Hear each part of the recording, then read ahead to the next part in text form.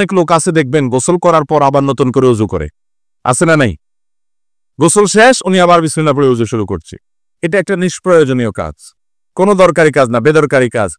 আপনি যদি সুন্নাহ সম্মত গোসল করেন তাহলে গোসলের সাথে বাই ডিফল্ট উজু অটোমেটিক হয়ে যায়, আলাদা করে উজু করার আর দরকার। সুন্নাহ সম্মত গোসল কোনটা?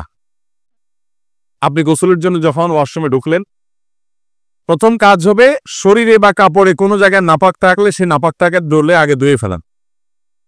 ভালো করে ডলে পরিষ্কার করে ফেলছেন, আলহামদুলিল্লাহ, প্রথম কাজ শেষ। এরপর দ্বিতীয় কাজ কি?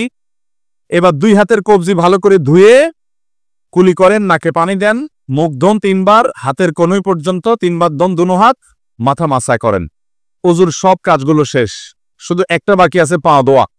পা ধোয়াটা থাকুক বাকি। এবার আপনি মাথায়, কাঁধে, শরীরে পানি ঢেলে গোসল করেন। ওয়াশরুম থেকে বের হওয়ার সময় 2 পা একেবারে পর্যন্ত, টাকনু পর্যন্ত ধুয়ে এরপর আপনি বের হয়ে চলে যান।